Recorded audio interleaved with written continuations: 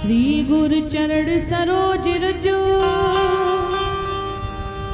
निज मन मुकुर सुधार।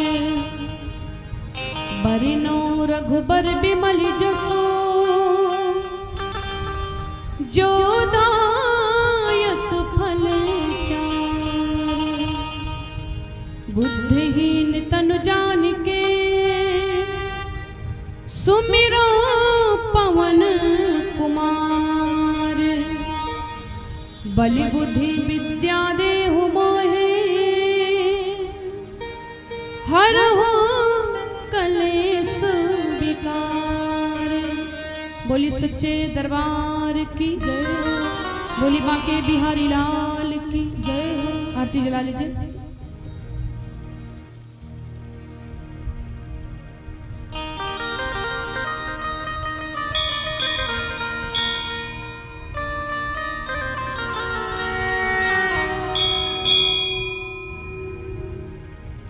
बोली सच्चे दरबार की जय।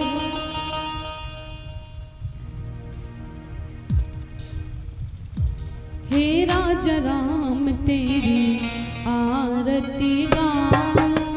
हे राजा राम तेरी आरती गाऊं।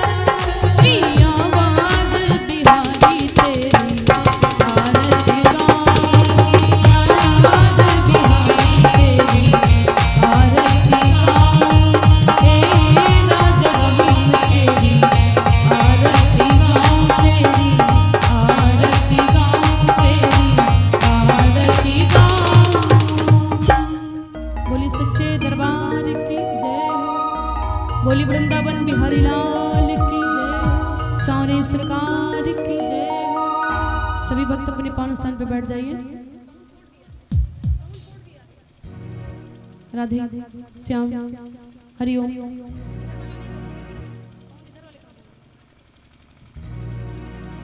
बोली सच्चे दरबार की जय, बोली श्रीमद् भागवत महापुराण की जय।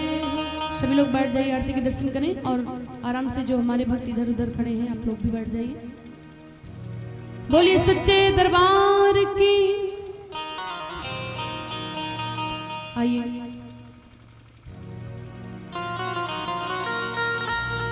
प्रथम पूज्य श्री सतगुरुदेव भगवान के चरणों का पावन आशीष प्राप्त करते हुए एवं ध्वजा पर विराजमान अलवंत बलवंत पवन पुत्र हनुमंत लाल जी के चरणों का पावन आशीष प्राप्त करते हुए माँ आदि शक्ति जगत जननी माँ जगदम्बा माँ परम्बा के दरबार का पावन आशीष प्राप्त करते हुए और इस दरबार में दूर दूर से यत्र से पैदल चल के आए हुए हमारे समस्त भागवत प्रेमी भक्त महानुभाव एवं माँ सती अनसुईया के पदकमलों पे चलने वाली हमारी सभी शक्ति स्वरूपा माताएं बहनें और ध्रुव प्रहलाद के समान हमारे सभी बाल गोपाल, आज भगवान की कथा का चतुर्थ दिवस है और उस चतुर्थ दिवस की सुमधुर बेला में हम सभी भक्त प्रवेश कर रहे हैं। कथा को आरंभ करने से पूर्व हम लोग सबसे पहले 2 मिनट भगवान के चरणों में ध्यान लगाते हैं। दुनिया के काम को छोड़ करके, दुनिया से मन को हटा करके श्री हरि के चरणों में ध्यान लगाएंगे। बोली सावरे सरकार की जय। हनुमान जी के चरणों में हम लोग ध्यान लगाएंगे। हेलो। हे दुख भंजन मारुति नंदन, सुन लो मेरी पुकार, पवन सुत विनती बारंबार, पवन सुत विनती बारंबार।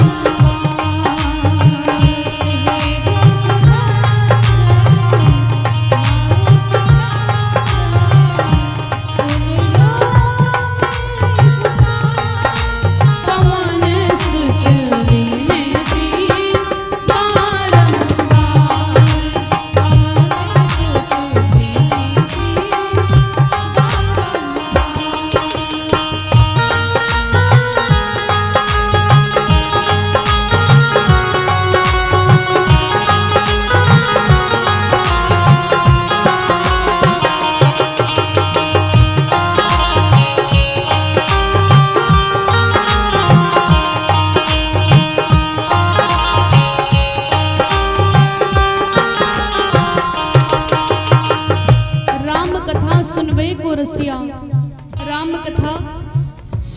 रसिया, राम लखन सीता मन बसिया। दुनिया से मन को हटा करके 2 मिनट हम लोग हनुमान जी के चरणों में ध्यान लगाएंगे, क्योंकि जहां जहां पर राम की कथा होती है, जहां जहां पर कथा होती है वहां पर हनुमान जी आते जरूर हैं।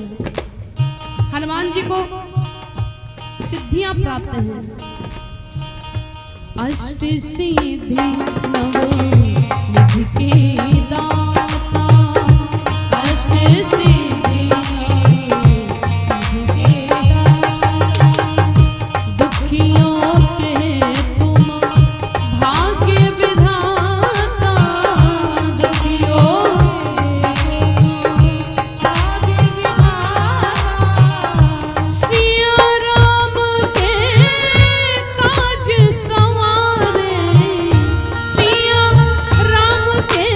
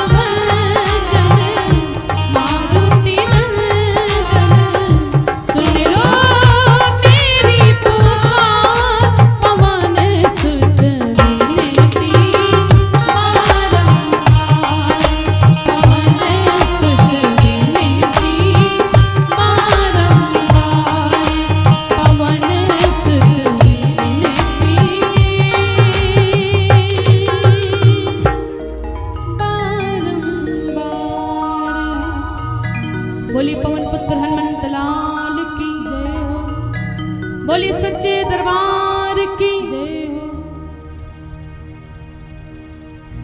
अष्ट सिद्धि नवनिधि के दाता हनुमान जी को अष्ट सिद्धियां प्राप्त हैं। और ये वर किसने दिया? बोले असवर दीन जानकी माता। इतना ही नहीं, राम रसायन तुम्हारे पासा और सदा रहो रघुपति के दासा।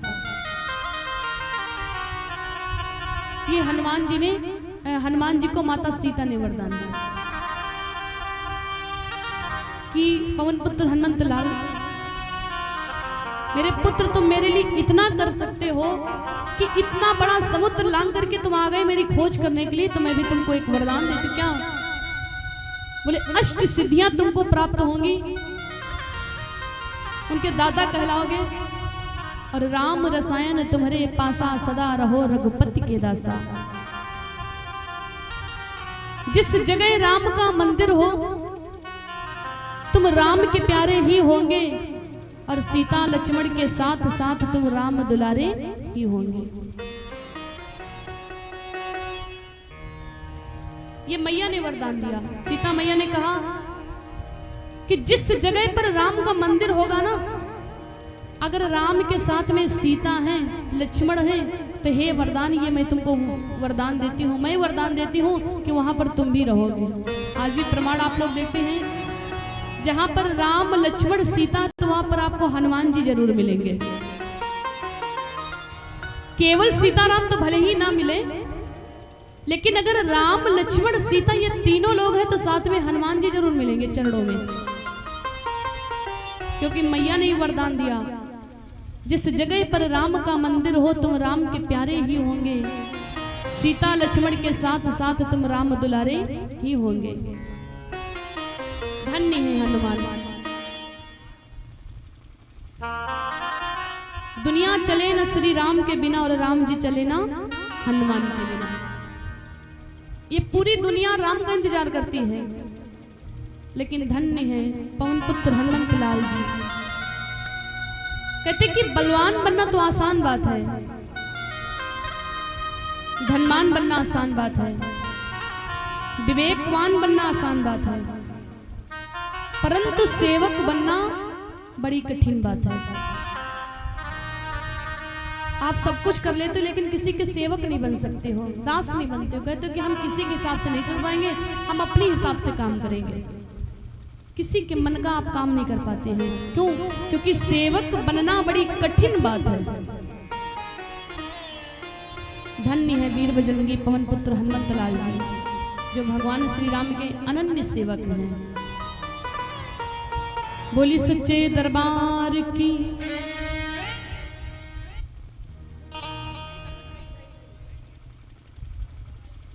कबीर साहब एक बड़ा सुंदर निर्गुण भजन दर्शाते हैं। जब तक के पास में आपके सुंदर काया है, सुंदर माया है, धन है, दौलत है, तब तक तो पूरी दुनिया आपका साथ देती है। लेकिन जरा तो सोच मन मूर्ख से दम का क्या ठिकाना है। निकल जब रूह जाएगी, ना अपना है ना बेगाना है, ना भाई है ना बंधु है, ना कोई खासी अपना।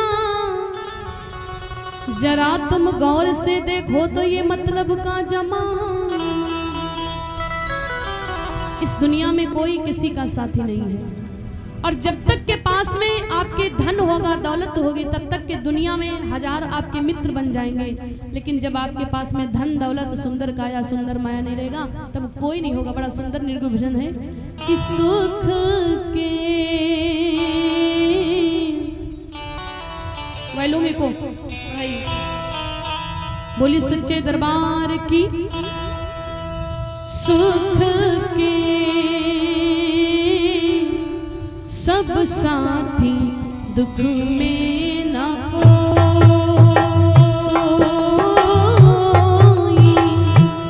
सुख के सब साथी, दुख में ना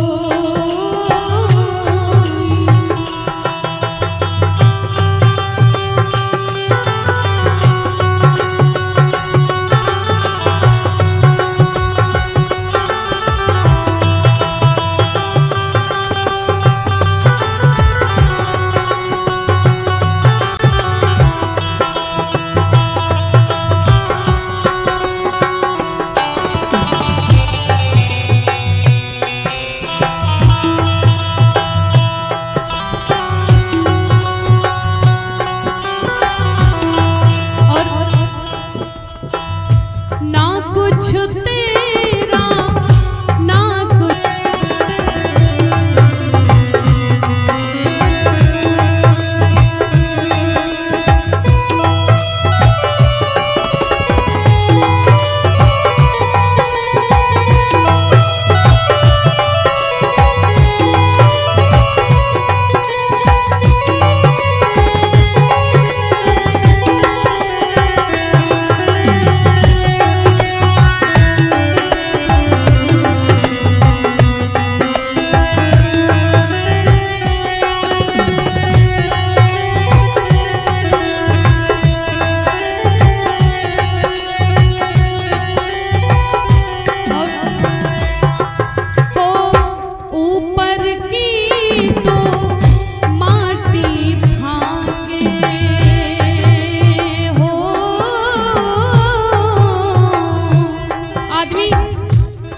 सब कुछ देखता रहता लेकिन अपने मन के अंदर नहीं झांकता है। कबीर साहब कहते हैं ऊपर की तो माटी फाके और मन के अंदर क्यों ना झांके, उजले तन पर मांझ किया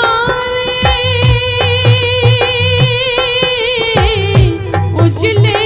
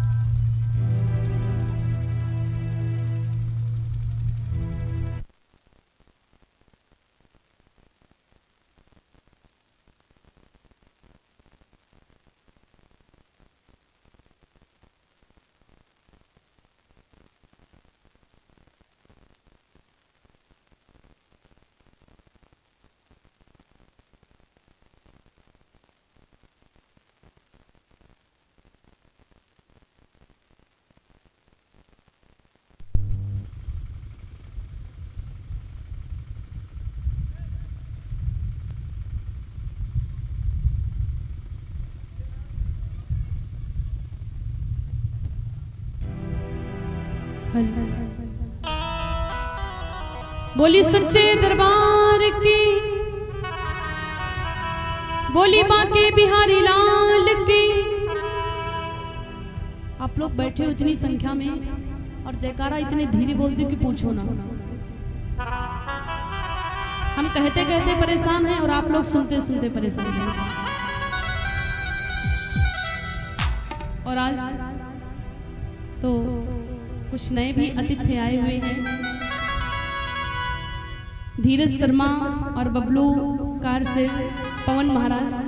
तो आप सभी लोगों का बहुत बहुत स्वागत, वंदन, अभिनंदन है। और हमारी कमेटी की तरफ से, भक्तों की तरफ से निवेदन भी है कि आप लोग कथा को सुनकर ही आज जाएंगे। और आज की तो बड़ी विचित्र कथा है, भगवान भोलेनाथ जी के विवाह की कथा है। बोली सच्चे दरबार की,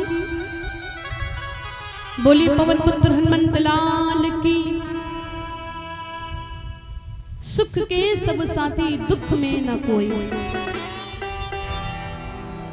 जब आपके पास में 4 पैसे होते हैं ना, तो लागे लगाए कि रिश्तेदार भी आपके पास में आ जाते, भैया हम आपके वहां से रिश्तेदार लगते हैं, आप जानते नहीं लेकिन हम जानते हैं। और जब आप गरीब होते हैं तो सगे रिश्तेदार भी पहचानना इनकार कर देते हैं। बनी बनी के चेहरे पर लाखों निशान होते हैं, बनी बनी के चेहरे पर लाखों निशान होते हैं, और जब बनी बिगड़ जाए तो वही दुश्मन 1000 होते हैं। अच्छी पहचान है समाज में आपको तो आप लोग खूब पहचानते हैं, और अगर आप गरीब हैं, समाज में आपकी पहचान नहीं, तो रिश्तेदार भी मेहमान भी आपको पहचानना इनकार कर देते हैं। क्यों? आज के लोग जो हैं हर चीज पैसे को ही समझ लेते हैं। आज के लोगों में बस केवल एक बात बची मन में, वो हर चीज पैसे को ही समझते हैं। जो कुछ भी है पैसा है। अगर बड़ा आदमी कोई गलत काम करता है तो वो मिसाल बन जाती है, और अगर गरीब आदमी कोई गलत काम कर देता है तो लोग उसको जीने नहीं देते। क्यों?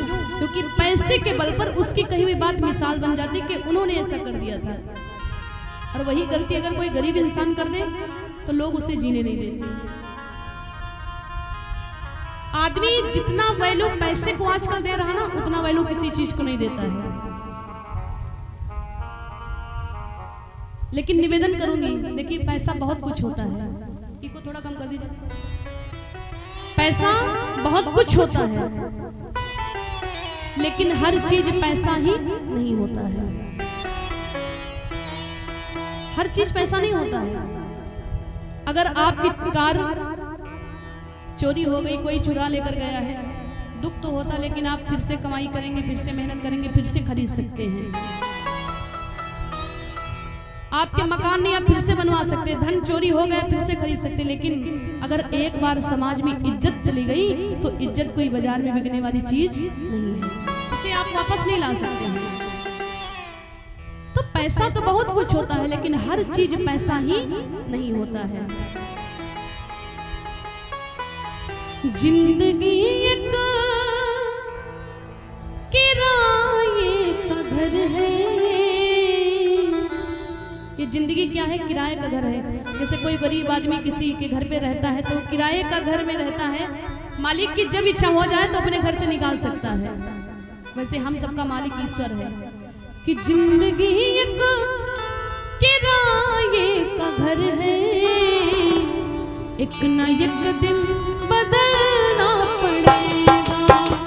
जिंदगी एक किराए का घर है, एक ना एक दिन बदलना पड़ेगा।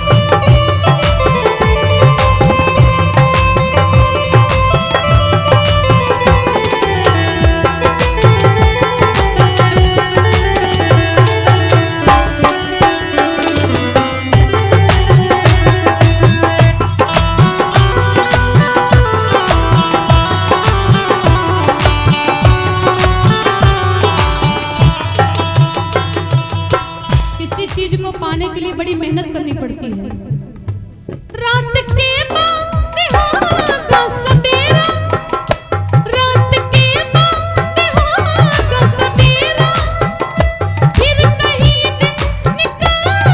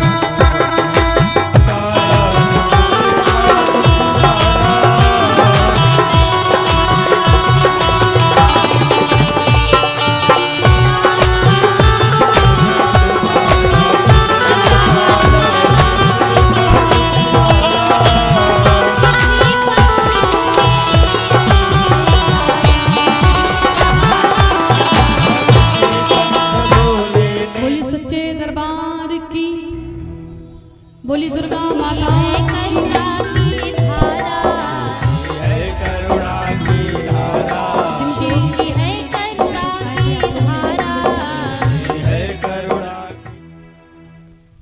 सती माता अपने शरीर का त्याग कर देती है। कहते हैं कि मरने के समय में जब व्यक्ति के प्राण टूट रहे हो ना, प्राण टूटने के समय में जो आदमी जिस चीज का चिंतन करता है अगले जन्म में वही होता है। राम इको थोड़ा कम कर दीजिए। मरने के समय में जो आदमी जिस चीज को सोचता, जिसके बारे में सोचता, अगले जन्म में वही होता है। सती माता के जब प्राण टूटने लगे ना तो मैया ने क्या वरदान मांगा? मरत सती हरि समवर मांगा, बोले जन्म जन्म शिव पद अनुरागा। सती ने मरने के समय में क्या मांगा? जन्म जन्म शिव पद अनुरागा। हे भगवान विष्णु, जब जब मेरा प्रागट्य हो तब तक पति के रूप में मुझे भगवान सदैव भोलेनाथ ही प्राप्त हो, भगवान भोलेनाथ ही मिले। मरने के समय में आप लोग अपने घर में नाम ऐसा रखो, अपने बच्चों का नाम ऐसा रखो कि मजबूरी में राम जी का नाम निकल जाए। भगवान से नाम मिलाकर के रखो। जब अपने घर में बेटे का नाम रखो तो ऐसा नाम रखो कि उसी बहाने से भगवान का नाम आपके मुख से निकल जाए। भगवान के नाम से मिला करके रखो।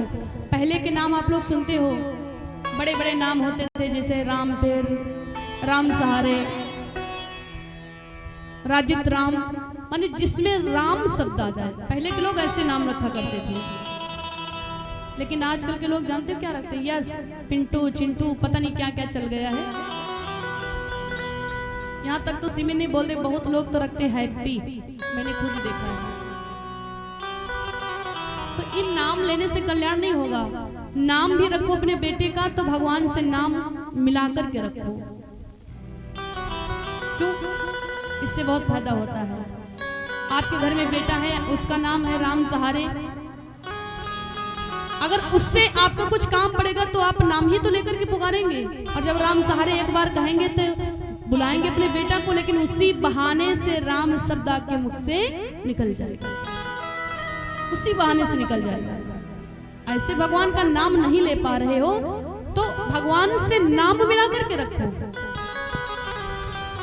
और जब मरने के समय में आपके प्राण टूट रहे हो, अगर अपने बेटे की भी याद आ जाए तो क्या कहोगे? राम सहारे, यहाँ उसी बहाने से आपके मुख से राम शब्द निकल जाएगा। और मरने के समय में अगर प्राणी के मुख से सिर्फ एक बार राम शब्द निकल जाए ना तो वो सीधे बैकुंठ को जाता है, एक बार केवल। लेकिन सबके मुख से राम शब्द निकलता कहाँ है? राम नहीं निकलता। जन्म जन्म मुनि जतन कराही, अंत राम मुखवावत नाही। मरने के समय में सब कुछ आपको याद आएगा कि मेरा परिवार छूट रहा है, मेरी पत्नी छूट रही, मेरे बच्चे छूट रहे, मेरी बिटिया छूट रही, मेरी बहू छूट रही, मेरा नाती पोता सब छूट रहे। यही आप सोचते रहते हो कि जाएंगे, पता नहीं कैसी मृत्यु होती, जिसकी हुई नहीं तो क्या पता, और हो भी गई तो कहाँ जाना पड़ेगा।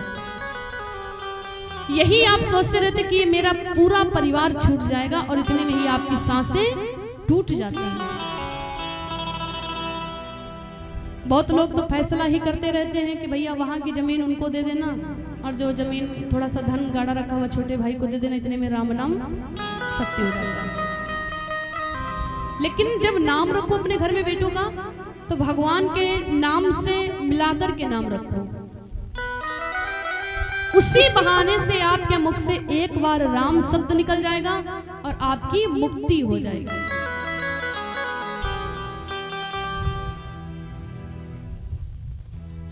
महाराज जो राजा दशरथ जी हैं ना, दशरथ जी के जब प्राण टूटने लगे, जैसे सुमंत्र जी आए राम को भेज करके वन में, दशरथ ने कहा था कि सुमंत्र मेरे राम को लेकर तो जा रहे हो, लेकिन राम को 14 वर्षों तक नहीं बल्कि 14 दिनों तक वन में रखना, और 14 दिनों के बाद में पुनः मेरी अयोध्या को वापस ले आना। बोले ऐसा क्यों? क्योंकि राम के बिना मेरा एक एक दिन एक एक वर्ष के समान बीतेगा। जब 14 दिन पूरे हो जाएंगे तो मेरे राम लक्ष्मण सीता को आप पुनः ले आना।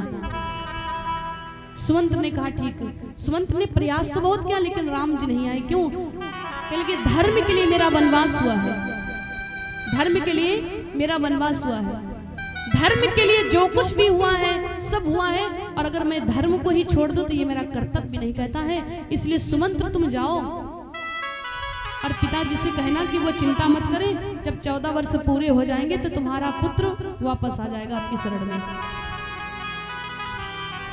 सुमंत्र जी जब से राम चले गए कोप भवन में राम राम राम राम कह करके रो रहे, फूट फूट करके रो रहे हैं। और जैसे सुमंत्र जी आए अयोध्या नगरी में तो सुमंत्र मन में सोचने लगे कि राजा दशरथ ने कहा था कि 14 दिनों तक वन में रखना और राम को हम वापस नहीं लाएं। हम अगर दशरथ जी हमसे पूछ लें कि मेरे राम को लाएं कि नहीं लाएं तो मैं उनको क्या जवाब दूंगा। पूरे अयोध्यावासी इंतजार कर रहे हैं। सुमंत्र जी सोचते दिन में नहीं जाएंगे, अगर दिन में जाएंगे कोई पूछने लगा, सब देखेंगे जैसे कि सुमंत्र आ गए दौड़ते हुए आएंगे और पूछेंगे राम के बारे में तो क्या बताएंगे। सोच लीजिए रात में जाएंगे। और जब रात में सुमंत्र जी अयोध्या पहुंचे ना तो घोड़े, जब घोड़ा चलते तो कुटकुटाने की आवाज आती रहती है। रात में कोई जानवर आए आपके गांव में तो तुरंत आप जान जाएंगे घर के सामने अगर रहते हैं। जैसे घोड़ों की कुटकुटाने की आवाज सुनाई पड़ी, पूरी अयोध्या फाट पड़ी कि अरे सुमंत्र राम आए कि नहीं आए, राम आए कि नहीं आए। सुमंत्र जी फूट फूट करके रोने लगे।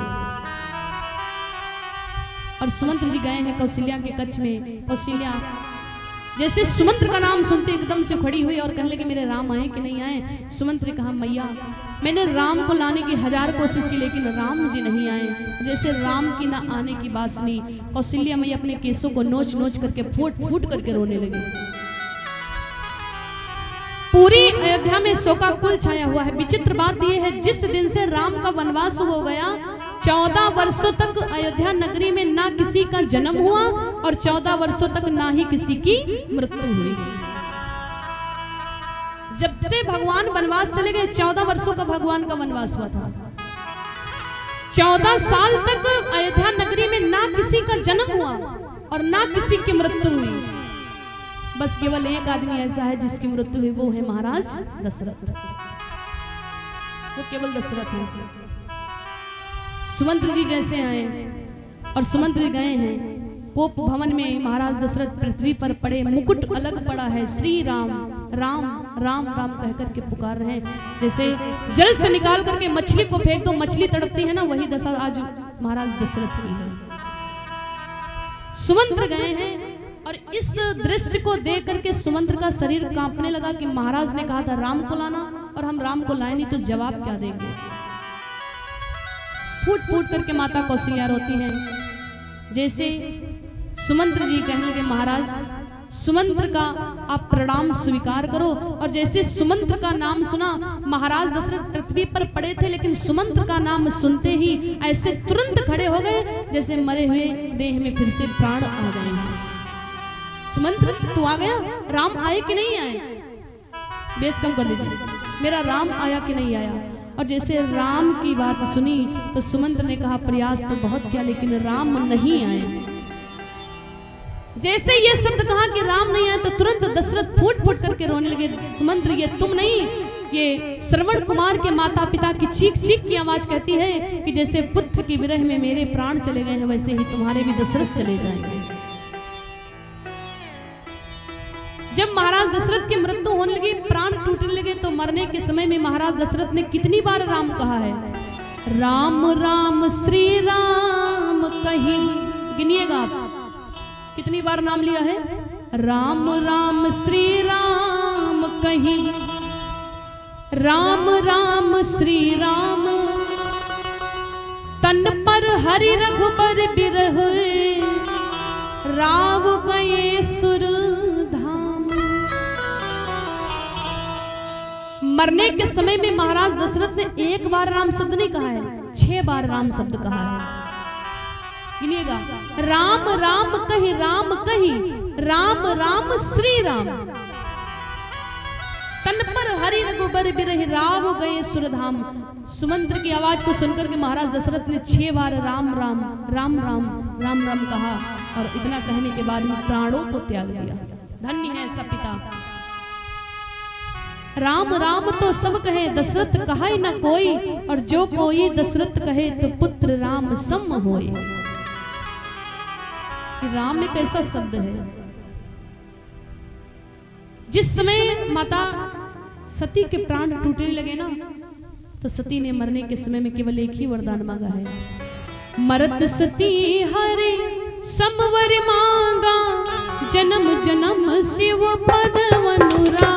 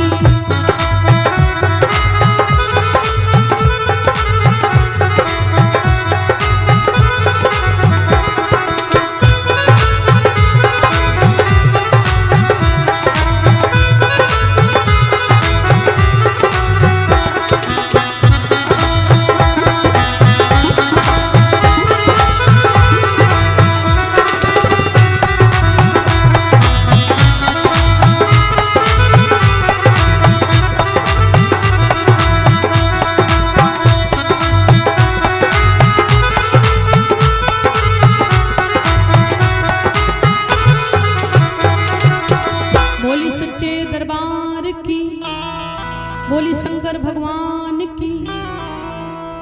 मरत सती हरि सम वर मांगा, जन्म जन्म शिव पद अनुरागा। तेहि कारण हिम गिर ग्रह जाई, और जन्मी पार्वती तनु पाई। सती माता ने जब अपने शरीर का त्याग किया है, तो अगले जन्म में सती माता पार्वती के रूप में प्रागट्य हुआ मैया का। वो भी किसके यहाँ? महाराज हिमांचल के महलों में पार्वती माता का प्रागट्य हुआ है। जैसे महाराज हिमांचल के महलों में कन्या का प्रागट्य हुआ, महाराज हिमांचल बड़े प्रसन्न हैं। गीत सोहर मल्हार आदि गाए जा रहे हैं, और महाराज हिमांचल राजा बहुत सा दान भी दे रहे हैं। बेटी के होने पर आज हमारे समाज में क्या होता है, अगर माताओं के घर में बेटे का जन्म हो जाए, अगर बेटे का जन्म हो और कोई पूछे का आवा, तो कहिए पोता आवा है, पोता मेरा बताइए कि पोता आवा है तुम्हारे। और अगर बिटिया जन्म हो जाए तो जान पा कोना गाज फाट पड़ी है, कहीं पूछो ना। अगर लड़के का जन्म हो जाए तो बड़ी प्रसन्न। लेकिन एक बात बताए ना, बेटा होता है भाग्य से। जब आपका भाग्य उदय होगा तो आपके घर में बेटे का जन्म होगा। बेटा होता है भाग्य से और बेटी होती है सौभाग्य से।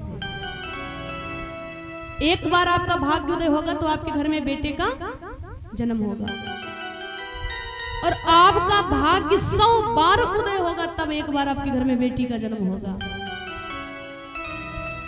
बोली सच्चे दरबार की, बोली दुर्गा माता की। तो महाराज हिमांचल के महलों में अपार खुशियां मनाई जा रही है। जैसे नारद जी को पता चला कि महाराज हिमांचल के महलों में अब पार्वती माता का प्रागट्य हो चुका है, तो नारद जी अपने बीड़ा करताल को लेते हुए चल देते हैं। श्रीमन नारायण नारायण नारायण, श्रीमन नारायण नारायण नारायण, श्रीमन नारायण नारायण नारायण, श्रीमन नारायण नारायण नारायण।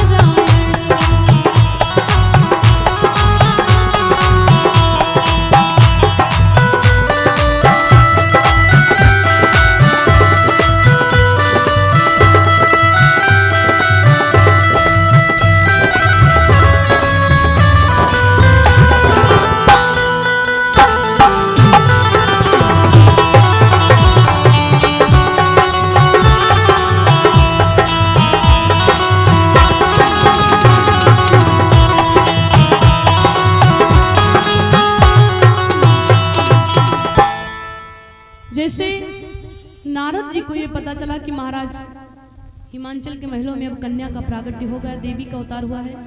तो नारद समाचार सब पाए, कौतक ही गिर गए ही सिधाए। नारद जी सोच लगे मुझे भी चलना चाहिए वहां पर। नारद किसे कहते हैं? नारद किसे कहते हैं? लोग कहते जो इधर उधर झगड़ा करवा दे वो है नारद।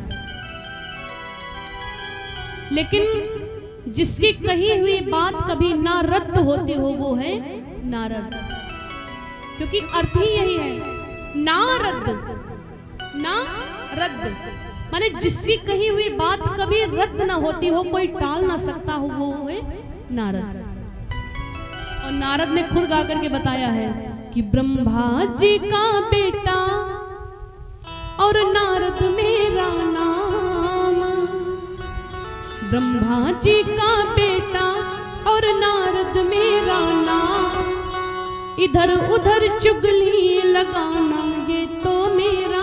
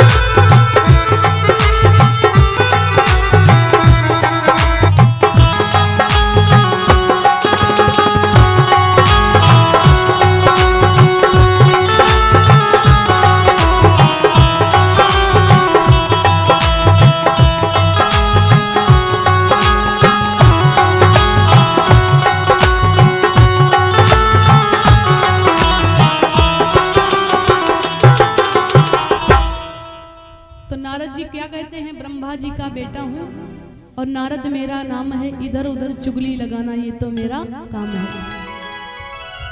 जहां पर बात बिगड़ जाती थी वहां पर नारद जी जाकर के बात को बना देते थे, और जहां पर बन जाती थी वहां पर बिगाड़ देते थे। एक गांव में एक देवरानी जेठानी रहती थी, सुनिएगा। और देवरानी जेठानी में इतनी बनती थी, बहुत बनती थी, पूछो ना। इतनी तो सगी बहन से नहीं बनेगा, बहुत ज्यादा बनती थी।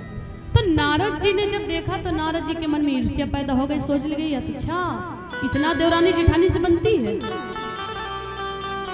और अगर हम इन दोनों में झगड़ा ना करवा दे तो मेरा नाम भी नारद नहीं है। नारद जी मन में सोच लगे इन दोनों में इतना बनती है, अगर इनमें हम झगड़ा ना करवा दे तो मेरा भी नाम नारद नहीं है। नारद ने किया क्या, दोनों में बहुत बनती। एक बार की बात, वो नीचे से मक्खन के जो देवरानी थी वो नीचे खड़ी थी और उसकी जेठानी अटारी पर खड़ी थी।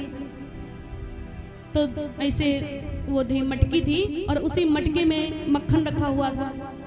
तो जो छोटी देवरानी थी वो मक्खन की मटकी अपने जेठानी को पकड़ा रही थी। धीरे धीरे करके नीचे से उठाए, वो आराम से पकड़ ले, उधर रख दे, फिर उठाए, फिर ऊपर रख दे, फिर उठाए, फिर ऊपर रख दे। दोनों में बहुत बनती। और जब नारद जी ने देखा तो कहने अच्छा इतना बनती है, आज हम अगर इनके झगड़ा ना करवा दे तो बेकार है। नारद जी ने किया क्या, अपनी शक्ति से एक मटकी को गिरा दिया। वो जैसे पकड़ाने चली तुरंत नारद जी ने उस मटकी को गिरा दिया। नारद जी सोच रहे अब तो झगड़ा होगा जरूर। क्यों झगड़ा होगा, अगर यहाँ की माताएं बहनें होती देवरानी जेठानी तो वही कहती कि तुम पकड़ाए नहीं पाए हो, और वही कहती तुम पकड़ नहीं पाए हो। इसी में देवरानी जेठानी में झगड़ा होने लगता। कोई अपन हार, कोई भी आदमी हो, कोई अपनी हार नहीं मानता है। कोई कहती तुम पकड़ नहीं पाए, वो कहती तुम पकड़ा नहीं पाए। तो नारद जी सोच लगे अब यही बात होगी, अब तो झगड़ा होगा ही। ये कहेंगे तुम पकड़ नहीं पाई, ये कहेंगे तुम पकड़ा नहीं पाई। और नारद जी खड़े होकर के देखने लगे। तो उसमें जो छोटी वाली थी कह लगी दीदी तुम अच्छे से पकड़ रही थी लेकिन हम पकड़ा नहीं पाए। तो ऊपर वाली कह लगी नहीं नहीं तुम अच्छे से पकड़ा रही थी लेकिन हम पकड़ नहीं पाए। तो नारद जी कह लगे भैया यहाँ से हम 9 2 11 होली, हमारा काम न चली यहाँ पर। तो नारद जी का यही काम है। जैसे नारद जी को पता चला कि मैना रानी के महलों में माता पार्वती का प्रागट्य हो चुका है, तो नारद जी बीड़ा करताल को लेते हुए नारायण नारायण करते हुए पहुंच गए। और जैसे गए हैं मैना रानी ने नारद जी का बड़ा स्वागत सत्कार किया है, पैरों को धोया, बैठने के लिए सुंदर सा आस्थान दिया, हाल चाल पूछा। तो नारद जी से मैना रानी कहने लगी कि गुरुदेव एक काम करिए। बोले क्या? बोले मेरे घर में बेटी का जन्म हुआ है, तो आप एक काम करो। कौन सा? बोले मेरे बेटी का हाथ देख लो, रेखा देख लो कि मेरे बिटिया का विवाह किसके साथ में होगा। ये जो माताएं होती है ना, इनको अपने दामाद के बारे में बड़ी टेंशन रहती है हर समय। बिटिया छोटी सी ही रहती कि अगर कोई पंडित आ जाए तो कहेंगे कि हमारे बाबा बिटिया का हाथ देख लो कि की के साथ में ब्याह हुई। इनको अपने दामाद के बारे में टेंशन होती है। और एक बात बता दें, माताएं बहनें जो होती जितना अपने दामाद को मानती है ना, उतना किसी को मानती भी नहीं है। दुनिया में सबसे ज्यादा ये अपने दामाद को मानती है। हम बताते हैं, अगर दामाद जी ससुराल पहुंच जाएं तो माता जी दूसरे घर में बैठे हुए जैसे पता चलेगा कि दामाद जी हैं, दौड़ते दौड़ते मां नंगे पांव दौड़त जी हैं तुरंत ही। कोई पूछ ले को आवा, कहीं फलाने जी वाले भैया आए हैं, भैया नाम ना कहिए दामाद का। भैया के अलावा कबो दामाद का मुंह से नाम ना कहिए। और अगर अपने लड़का कोई पूछ ले तुम्हारा लड़का कहाँ, तो कहीं नासकाटा को फलाना को दुकान में मरत हुई। अपने लड़का का कबो भैया ना कहिए, जिसकी कमाई खाती है। तो माताएं अपने दामाद को बहुत मानती हैं। और एक बात बता दें, माताएं अपने सबसे ज्यादा दामाद को क्यों मानती हैं, उसका केवल एक कारण है। दामाद को सबसे ज्यादा मानने का केवल एक कारण है। कौन सा? तीमा हमारे बिटिया का मारे ना, और दूसरा कोई कारण नहीं है। तो मैना रानी को दामाद के बारे में बड़ी चिंता हुई। कहने लगी गुरुजी आप एक काम करो, मेरी बेटी की रेखा देख लो और बताओ कि दामाद कैसा मिलेगा। नारद जी ने जैसे माता पार्वती के हाथ को पकड़ा है, आहा, लिखा क्या है और नारद जी बताते क्या है। दूसरा करो, बोली सच्चे दरबार की।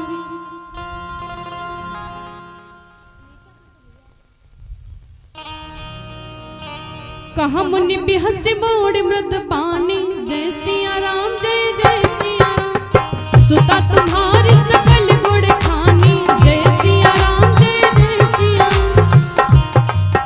नारद जी जैसे माता पार्वती के हाथ को पकड़ते कहते कि सुनो देवी, कहा मुनि बिहस बोड़ मृद पानी, जय सिया राम जय जय सिया राम। सुता तुम्हारी सकल गुड़ खानी, जय सिया राम जय जय सिया राम। ये माइक चालू कर दो। नारद जी मैना रानी से कहती कि देवी सुनो, जो तुम्हारी बेटी है ना, इसकी रेखा में क्या है? सुंदर सहज सुशील सयानी, जय सिया राम। नाम उमा अंबिका भवानी, जय सिया राम। नारद कहते हैं ये तुम्हारी जो बेटी है ना, सब गुण संपन्न है, ये तो देवी का अवतार है। नाम क्या रखा? बोले नाम उमा अंबिका भवानी, जय सिया राम। सब लक्षण संपन्न कुमारी, जय सिया राम।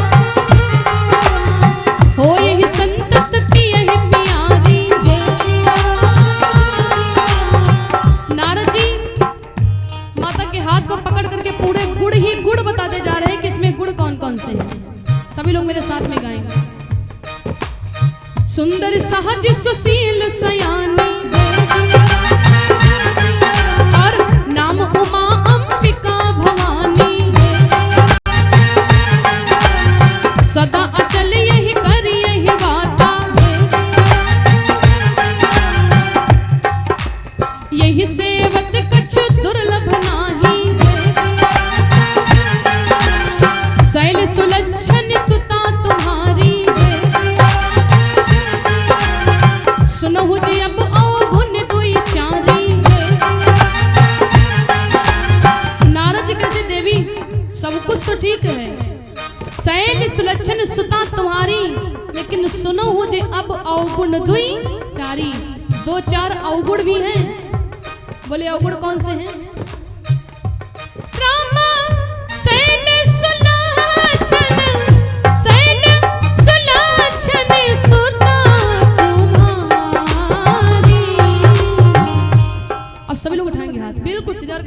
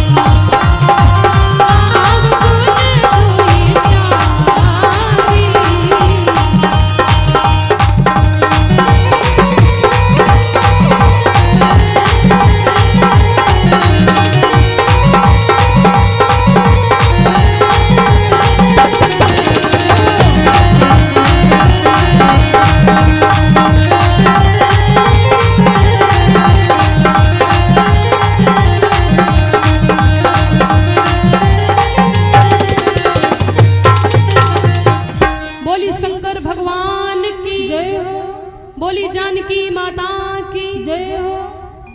अब जरा सुनिए, नारद जी ने जैसे माता पार्वती के हाथ को पकड़ा ना, तो नारद जी कहने लगे, सुनो देवी, कहा मुनि बिहा से गूढ़ मृदबानी, बोले सुता तुम्हार सकल गुण खानी। अरे देवी, मैना रानी, इसकी रेखा को दिखाओ या ना दिखाओ, लेकिन जो तुम्हारी सुता है ना, सब गुण संपन्न कुमारी तुम्हारी है।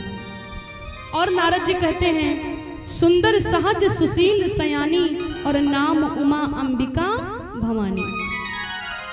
माता पार्वती को कोई उमा भी कहता है, कोई भवानी भी कहता है, कोई पार्वती भी कहता है।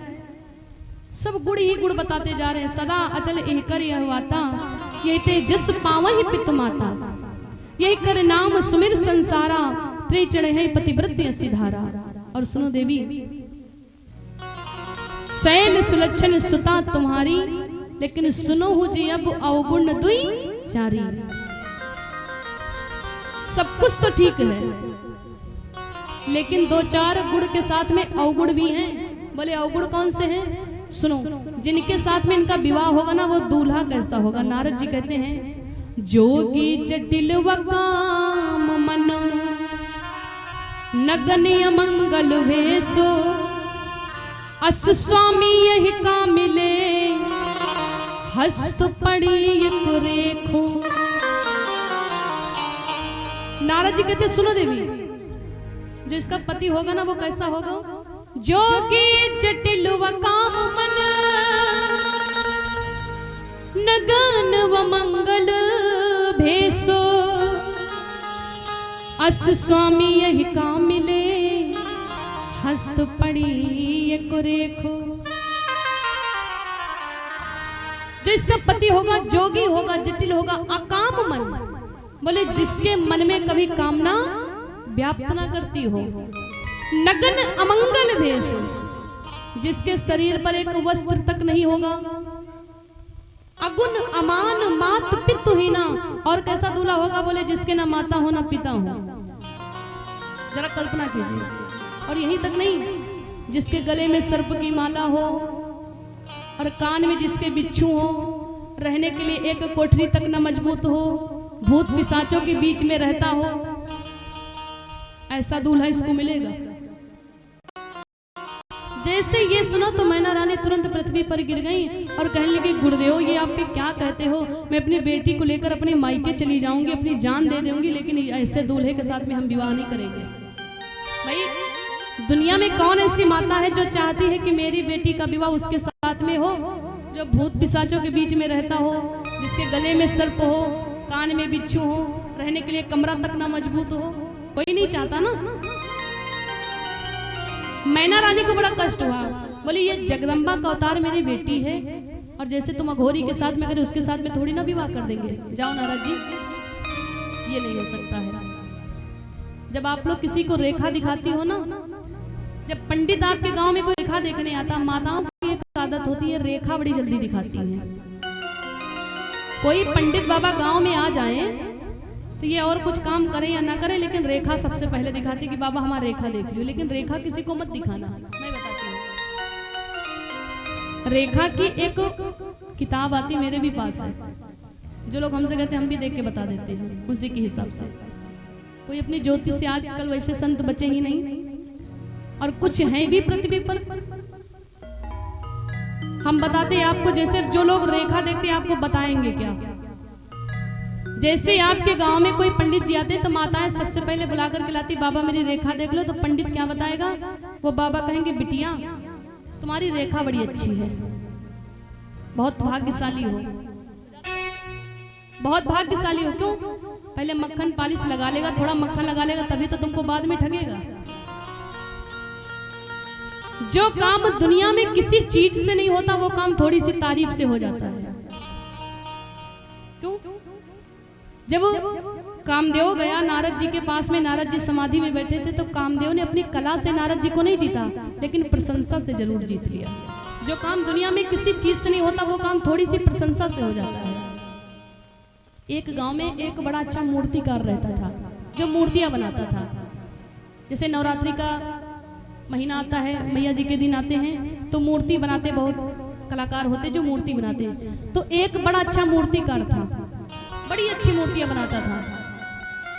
अगर किसी को दिखा करके कह दिया जाए कि तुमको इनके जैसे मूर्ति बनाना, तो वो एक बार में देख करके बिल्कुल वैसी मूर्ति बना देता, कोई जान नहीं पाता कि असली है कि नकली है। इतना होशियार था, बहुत अच्छा मूर्तिकार था। तो एक बार उसके गांव में एक बाबा आ गए, पंडित जी रेखा देखने वाले। तो उसने भी बुलाया, बोला बाबा मेरी रेखा देख लो, और रेखा देख करके बताओ कि मेरी उम्र कितनी है, हम कब तक जिएंगे, कब मर जाएंगे। तो बाबा आए तो बाबा कहने के सुनो भैया, तुम्हारी अकाल मृत्यु होगी, माने किसी भी समय तुम्हारी मृत्यु हो सकती है। तो कहने लगा अच्छा, बड़ा होशियार था, मूर्तिकार भी काफी था। तो कहने लगा अच्छा ऐसा है। बाबा ने कहा हाँ। तो मन में सोचने लगा कि मेरी अकाल मृत्यु हो सकती, लाओ एक काम करें। क्या? बोले हम इतनी अच्छी मूर्ति बनाते ही हैं, अपने जैसी ठीक 8 मूर्तियां और बना ले। एक तो नहीं, अपने जैसी अपने शकल की 8 मूर्ति और बना ले। और जब मेरा कागज का पन्ना पूरा हो जाएगा, यमराज मुझे लेने के लिए आएंगे। जब लेने के लिए आएंगे तो 8 के बीच में हम खड़े हो जाएंगे, 9 मूर्तियां एक जैसी हो जाएंगी। तो यमराज भी सोचेंगे कि हम किसको लेकर के जाएं, पता नहीं कौन असली है कौन नकली है। बड़ा होशियार था, दिमाग ये लगाया। उसने किया क्या, अपने ही शकल की अपने ही जैसी बिल्कुल 8 मूर्तियां बना ली। बेस कम कर दी, बिल्कुल 8 मूर्तियां बना दी, बिल्कुल अपने जैसी। अब कोई उसको देख करके अगर कहा जाए कि असली कौन है नकली कौन, तो कोई बता नहीं सकता। इधर हुआ क्या, जब उसका कागज का पन्ना पूरा हो गया तो ब्रह्मा जी ने कहा भैया आप जाओ ना, वो जो मूर्तिकार ज्यादा अच्छा वाला है ना, उसको पकड़ करके लेके रहो, क्योंकि उसका कागज का पन्ना पूरा है। यमराज लोग जैसे मृत लोग पर उसको लेने के लिए आए, तो यमराज ने देखा क्या, हा एक एक शकल के 1-2 आदमी नहीं बल्कि 9-9 आदमी खड़े हैं एक लाइन से, और वो भी बीच में खड़ा है। जैसे ही यमराज ने इस दृश्य को देखा, परेशान हो, तुरंत ब्रह्मा जी को फोन किया। ब्रह्मा जी, बोले क्या है, मुझे लग रहा है कि कोई नया देवता पैदा हो गया है, नया ब्रह्मा। क्यों? बोले भगवान तो एक शकल का 1 आदमी बनाते, लेकिन कलयुग का ऐसा ब्रह्मा पैदा हुआ कि 1-1 शकल के 9-9 मूर्तियां बना दी। अब मुझे पता नहीं चल रहा है कि हम किसको लेकर के जाए। मान लीजिए इसकी मृत्यु है और इसको लेकर के चले जाएंगे तब भी गड़बड़ हो जाएगा, तब तो लिखा पढ़ी में गड़बड़ हो जाएगा। कागज का पन्ना इसका पूर्व, अगर इसको लेकर चले गए तब तो गड़बड़ हो जाएगा। क्या करें? कह के सुनो ब्रह्मा जी ऐसा है, मेरी समझ में नहीं आता, आप ही चले आइए। और जैसे ब्रह्मा जी आए तो ब्रह्मा जी ने देखा, वाकई में एक शकल के 1-2 आदमी नहीं, 9-9 आदमी खड़े हैं, 8 मूर्तियां हैं, और अपना भी बीच में वैसे खड़ा है। ब्रह्मा जी भी परेशान हुए। तो ब्रह्मा जी सोच लेंगे ये काम हम नहीं कर सकते, इसमें पता हमको नहीं चलेगा कि असली कौन है नकली कौन है। ला हम संत को बुलाते हैं, और जब संत आएंगे तो वो जरूर काम कर देंगे। ब्रह्मा जी ने संतों को बुलाया, और जैसे वो संत महात्मा लोग आए तो संतों ने सोचा ऐसे तो पता चलेगा नहीं, लाओ थोड़ी सी तारीफ मार दें। और मैंने बताया जो काम दुनिया में किसी चीज से नहीं होता वो काम तारीफ से हो जाता है। थोड़ी सी तारीफ कर दो, हो जाएगा काम। जैसे संत लोग आए तो संतों ने तारीफ करना चालू कर दिया।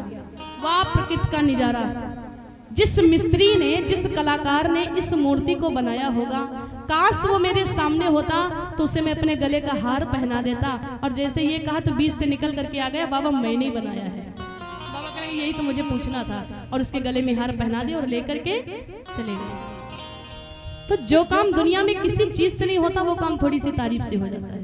बोली सच्चे दरबार की। तो पंडित जी जब रेखा देखने आएंगे तो पहले कहेंगे बिटिया तुम्हारा हाथ बड़ा सुंदर है, बहुत धन कमाओगी, तब आप लोग प्रसन्न हो जाओगी।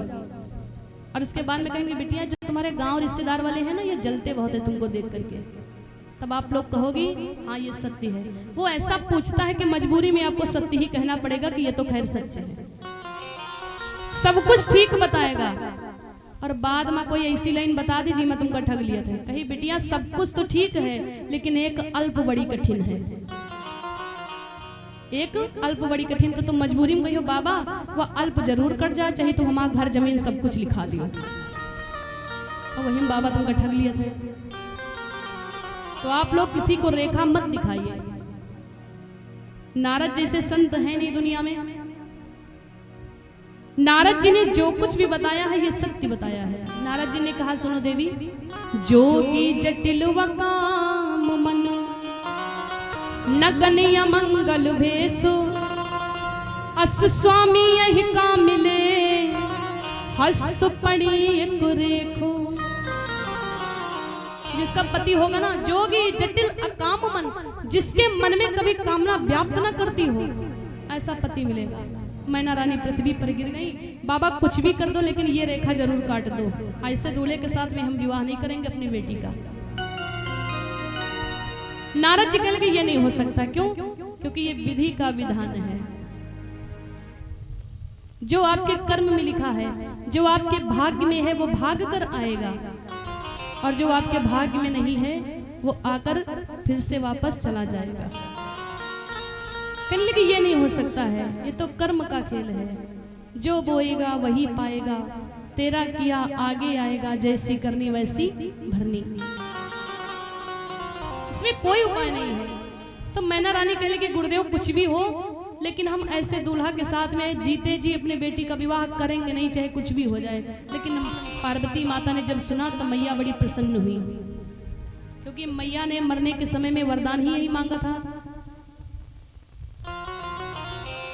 उधर माता जी का जगा दो, बड़ी आफत दिखाई पड़ रही है। भैया यूं सो रहे, उधर जगा दो जगा दो। दो आदमी अपने जीवन में कभी सांच नहीं बोला, तुम कल हो बता रहा है। एक नींद में स्वावे वाले और दूसरा साइकिल से गिरे वाले। नींद भी उसी के घर में जाती है जिनके घर में राम जी के भजन नहीं होते हैं। निंदिया वाही के घर जायो, सभी लोग आएंगे। जिन घर राम भजन ना हो, निंदिया वाही के घर जायो, जिन घर राम भजन ना हो, राम भजन ना हो, निंदिया राम भजन ना हो। राम गाइए, अब देख लो सब सो रहे हैं कि जाग रहे हैं? कितने लोग सो रहे हैं? हाथ उठाएंगे। माता जी सो रही हैं। बोली सच्चे दरबार की जय हो। सभी लोग हाथ उठाएंगे बिल्कुल सीधे। अरे भैया कुर्सी वालों कुछ करके खा लो, कम से कम हाथ तो उठा लो। और साथ में कहेंगे क्या? निंदिया वाली के घर जाओ, जिन घर राम भजन ना होई। निंदिया वाली के घर जाओ, जिन घर राम भजन ना होई।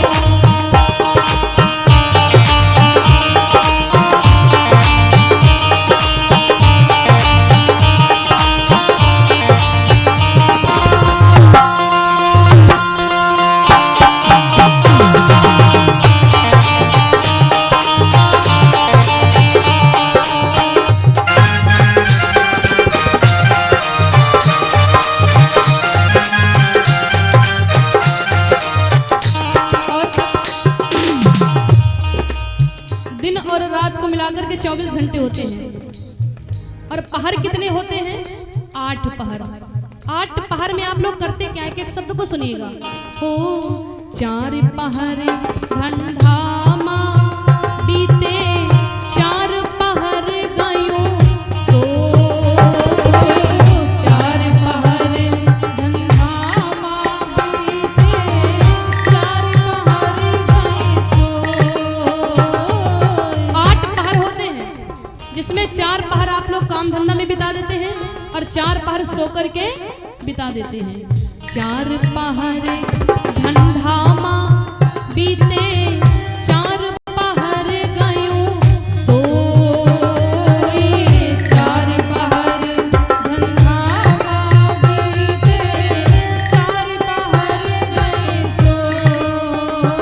और 1 पहर हरि भजन न कीन्हो, 1 पहर प्रभु भजन न कीन्हो, तो मुक्ति कैसन होई।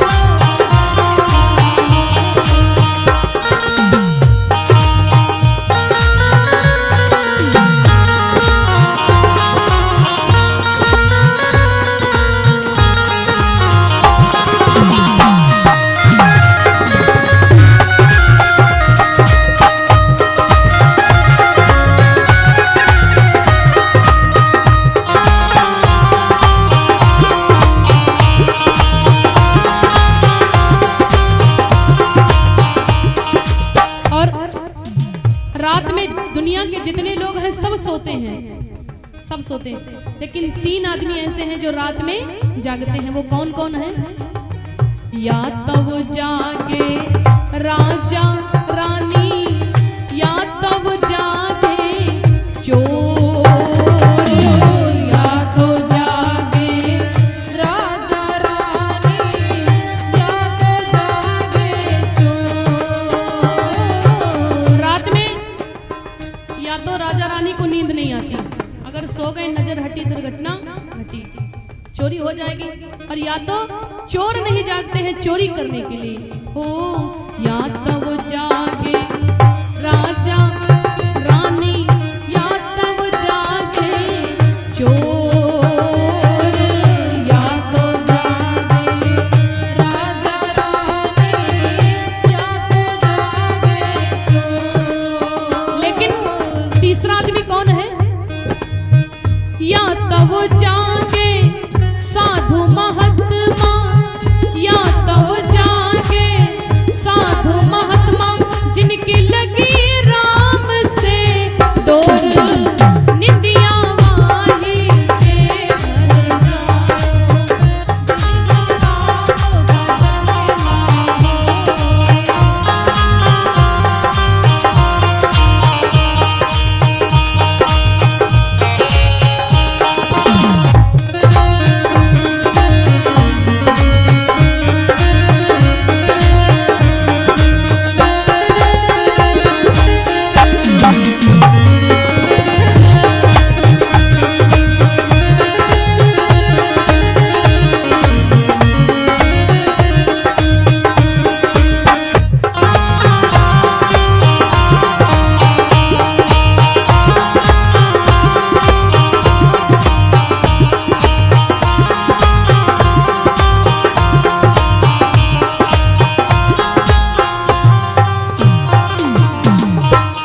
के दरबार की जय हो।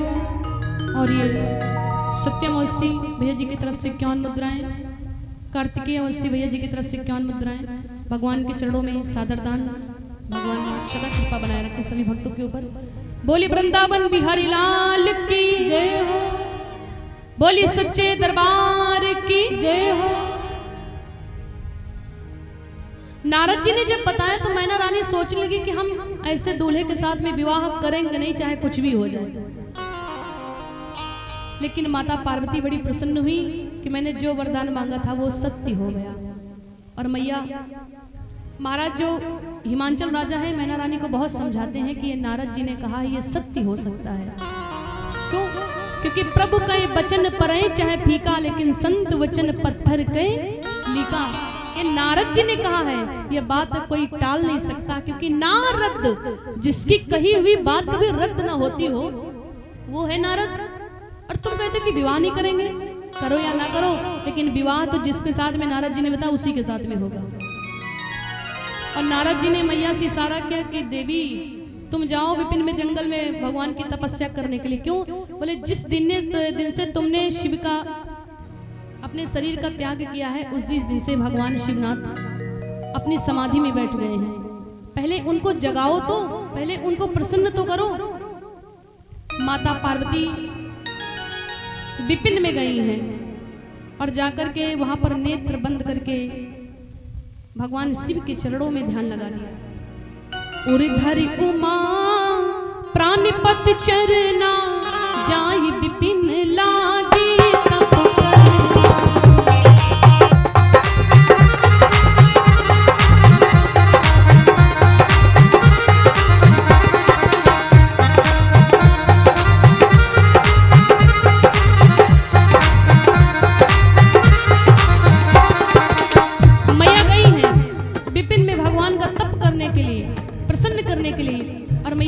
करती हैं, तपस्या को करती हैं, तो उसमें खाती क्या है?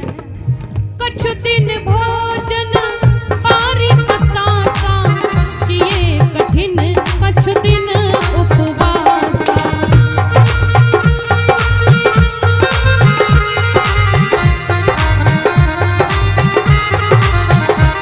और संबत सहस मूल फल खाए, साग खाए सतवरस बिताए।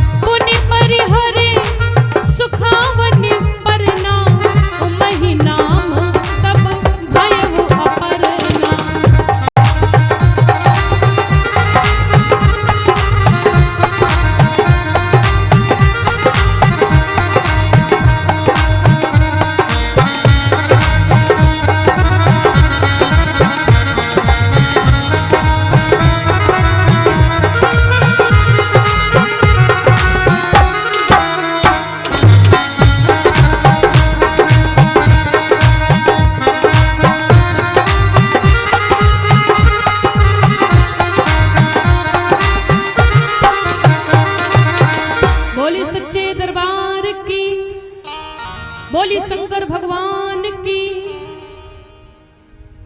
पार्वती माता गई हैं विपिन में और भगवान शिव को पाने के लिए घोर तप करने लगी। उर्धरी उमा प्राणपति चरना, जाई विपिन लागी तप करना। और मैया ने जब व्रत धारण किया है ना, तो पान क्या किया है? कछु दिन भोजन बारी बतासा। कुछ दिनों तक मैया ने भोजन किया और कुछ दिन तक बारी बतासा, और उसके बाद में कि ये कठिन कछु दिन उपवासा। कुछ दिन तक को कुछ नहीं खाया, जल का भी त्याग कर दिया। पुण्य पर हरे सुखावन परना, उमहि नाम तब भयवो अपर्णा। माता पार्वती का एक नाम क्या है? अपर्णा। अपर्णा नाम कब पड़ा? जब सूखे पत्तों के ऊपर जैसे बरसात होती है या सर्दी का महीना होता है, जब प्रातः काल आप जाओ खेत की तरफ तो जितने भी वृक्ष होते हैं उस पे ओस बहुत गिराती है, बहुत ओस आता है। पुण्य परिहारे सुखावन परना, जो सूखे पत्तों पर ओस टपकती थी, मैया ने जल का पान नहीं किया, उसी का पान किया। उमय ही नाम तब भयो अपर्णा। तब से मैया का नाम एक अपर्णा पड़ गया। बहुत घोर तप किया है माता पार्वती ने भगवान शिव को पाने के लिए। भयव मनोरथ सफल तब सुन गिरिराज कुमार, परिहर दूषण कलश सब अब मिले हैं त्रिपुरारी। ऐसी माता पार्वती ने तपस्या की है ना, जो देवता भी प्रसन्न हो गए। जितने भी देवी देवता हैं सब प्रसन्न हो गए कि अब कोई संशय नहीं है कि भगवान भोलेनाथ जी विवाह नहीं करेंगे, क्योंकि माता पार्वती ने प्रसन्न कर लिया है। इधर देवताओं ने मन में सोचा कि माता पार्वती भगवान शिव को पाने के लिए इतना तप कर रही हैं, लेकिन भगवान भोलेनाथ तो समाधि में बैठे, पहले उनको कोई जगाए तब तो समाधि से, वो तो लीन है भगवान के चरणों में। तो देवता लोग मन में सोचने लगे, अगर हम जाएंगे तो हो सकता भगवान शिव को क्रोध आ जाए, क्योंकि वो भगवान के ध्यान में बैठे हैं। और अगर कोई आदमी भगवान में ध्यान लगा करके बैठा, उसको आप जाकर के डिस्टर्ब कर दोगे तो वो परेशान हो जाएगा, श्राप भी दे सकता है। इसलिए देवताओं ने सोचा कि हम नहीं जाएंगे। तुरंत गए कामदेव के पास में कि कामदेव एक काम करना है क्या? बोले शंकर जी तो समाधि में बैठे और माता पार्वती भगवान को पाने के लिए घोर तप कर रही हैं, इसलिए आपको भगवान शिव की समाधि को भंग करना है। कामदेव की पत्नी रति कहने लगी, वार देवता आप लोग तो बड़े चालाक निकले।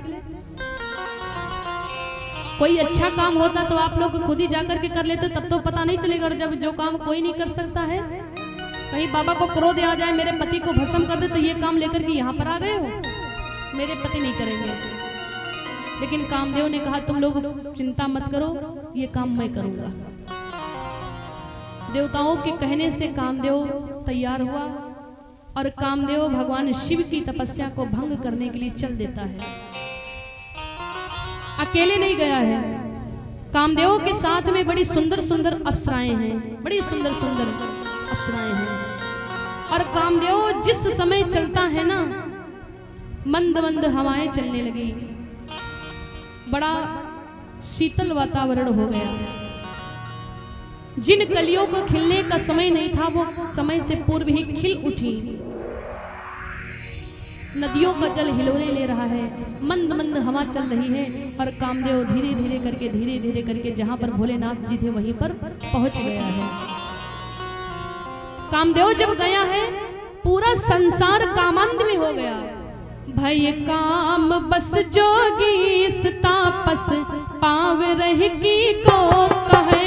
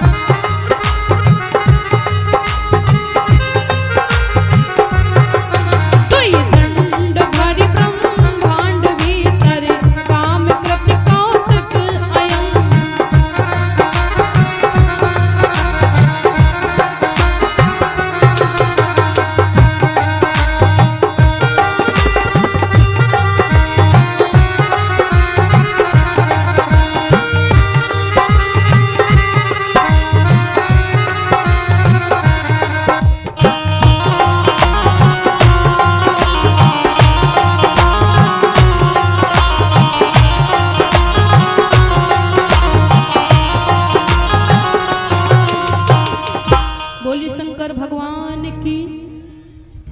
जिस समय कामदेव चलता है पूरा संसार कामांध में हो गया। एक छंद लिखते गोस्वामी जी, भय काम बस जोगी तापस पाव रही की को कहे। काम बस पूरा संसार कामांध में हो गया। बड़े बड़े ऋषि ज्ञानी महात्मा लोग भी नहीं टिक पाए जिस समय कामदेव चलता है। और कामदेव जहां पर भगवान भोलेनाथ जी थे वहीं पर गया और अपनी पूरी कलाओं को प्रदर्शित करने लगा। शिव के सामने बड़ी सुंदर सुंदर अप्सराएं नृत्य कर रही, गान कर रही हैं। कामदेव बार बार भगवान शिव के समक्ष में जाता, लेकिन बाबा के ऊपर कोई भी फर्क नहीं पड़ा। क्यों? क्योंकि ये कौन है? नारद जी ने बताया, अकाम मन, जिसके मन में कामना व्याप्त ही न करती हो वैसा दूल्हा मिलेगा। बाबा के ऊपर कोई फर्क पड़ने वाला नहीं है। कामदेव पैर से लेकर के चोटी तक दम लगा दिया शिव की समाधि को भंग करने के लिए, लेकिन कामदेव जीत नहीं पाया। जब कामदेव हार गया, शिव के समक्ष में सुंदर सुंदर अप्सराएं गई, नृत्य गान कर रही हैं। बाबा को क्रोध आ गया, क्योंकि शिव को दया भी बड़ी जल्दी आती थी और क्रोध भी बड़ी जल्दी आ जाता था। शंकर जी को लगा कि मेरी ये तपस्या में विघ्न डाल रहे हैं, तो शिव जी को क्रोध आ गया और भगवान शिव ने क्रोध में आकर के अपना तीसरा नेत्र खोल दिया। जब शिव को क्रोध आता था ना, तो भगवान भोलेनाथ जी अपना तीसरा नेत्र खोलते थे। और जैसे बाबा ने तीसरा नेत्र खोल दिया, उस तीसरे नेत्र के द्वारा इतनी विकट ज्वाला निकली ना, जो कामदेव से जाकर के टकराई और कामदेव धीरे धीरे करके जलने लगा। जलते जलते जलते जलते जलते जलते जलते जलते कामदेव भस्म हो गया। कामदेव भस्म हो गया। बाबा ने कामदेव को भी जीत लिया। अकाम मन, जिसके मन में कभी कामना व्याप्त न करती हो। और जैसे कामदेव भस्म हो गया, तो कामदेव की पत्नी जो रति थी, वो रोती रोती दौड़ती दौड़ती आई, है भोलेनाथ, ये आपने क्या कर दिया? आपने मुझे विधवा बना दिया। आप तो सबकी सुहाग की रक्षा करते हैं और आपने स्वयं मेरे सुहाग को लूट लिया। अब मैं किसके सहारे जीऊंगी, किसके सहारे रहूंगी? आप मेरे पति को वापस करिए। शंकर जी ने कहा कि देवी, अब तुम्हारे पति को मैंने भस्म कर दिया है, वो आ नहीं सकते हैं, लेकिन तुमको वरदान देते हैं कि जब जद बंसो कृष्ण अवतारा, कृष्ण अवतारा हो यही हरण महामही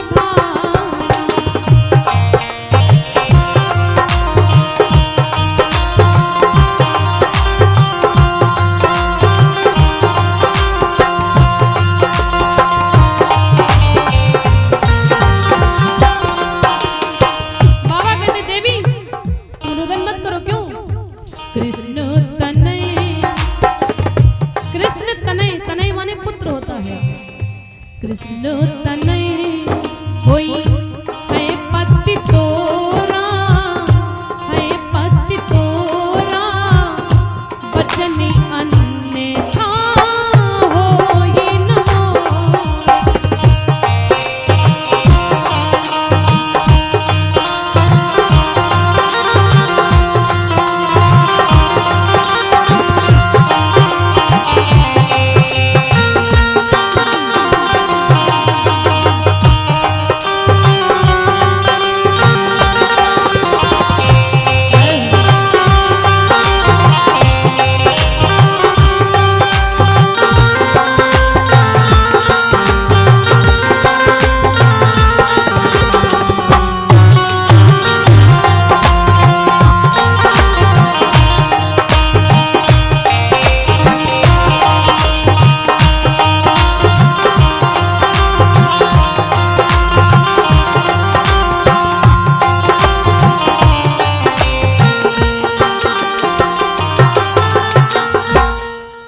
शंकर भगवान रति से कहते कि तुम रुदन मत करो, मैं तुमको वरदान देता हूँ कि कामदेव आज तुम्हारा पति नहीं मिलेगा, लेकिन कृष्ण तनय होई है पति तोरा।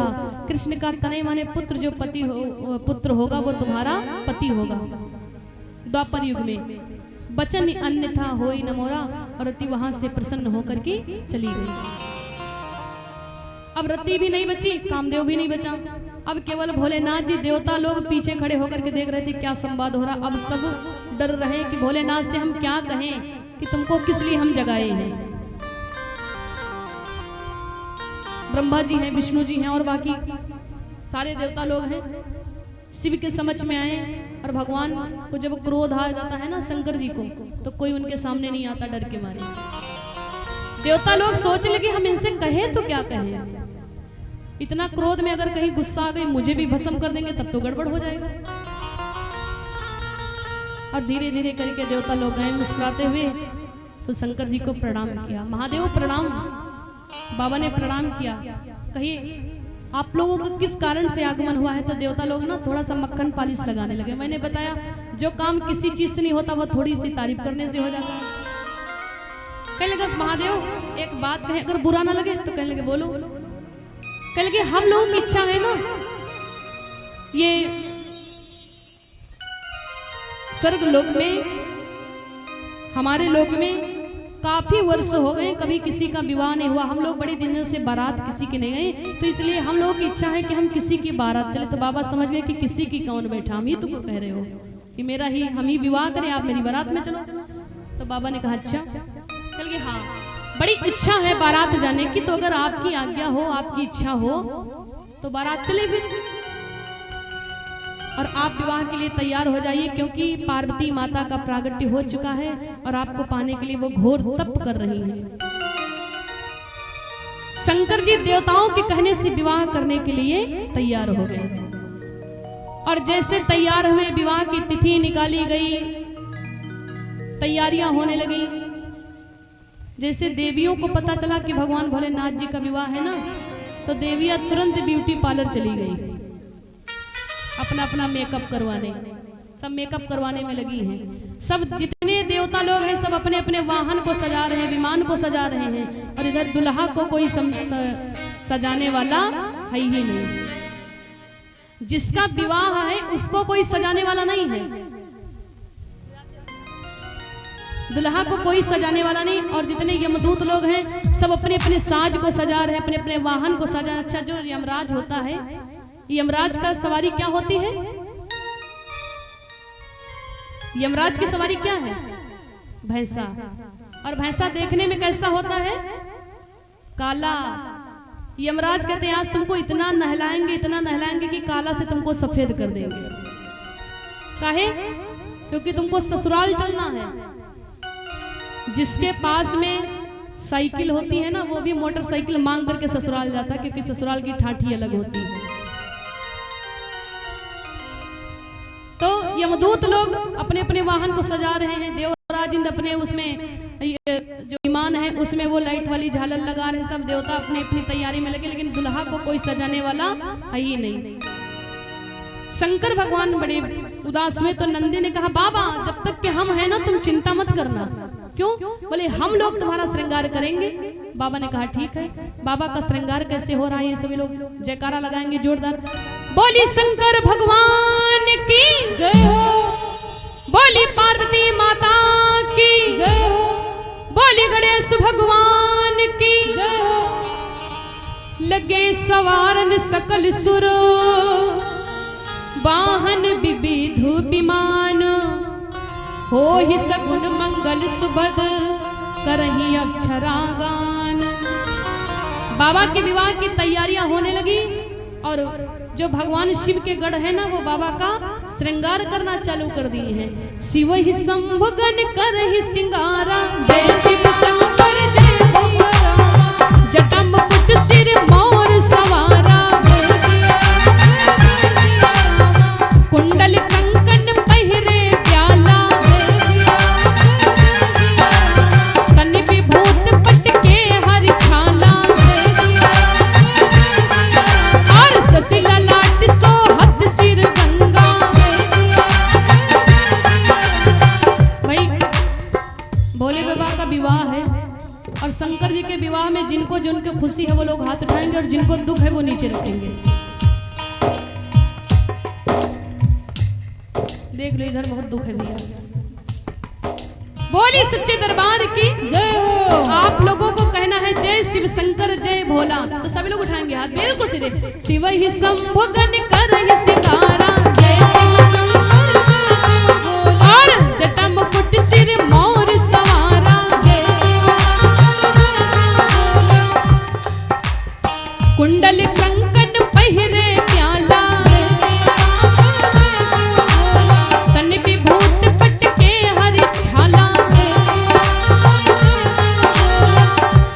रामा शिव ही शंभु गण, शिव ही शंभु गण करहि सिंगारा। तो सभी लोग उठाएंगे हाथ बिल्कुल सीधे और कहेंगे क्या? जटा मुकुट सिर मोर सवारा, जटा मुकुट सिर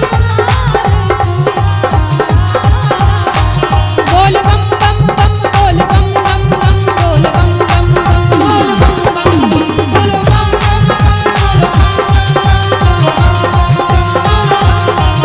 ओम नमः शिवाय, ओम नमः शिवाय, ओम नमः शिवाय, ओम नमः शिवाय।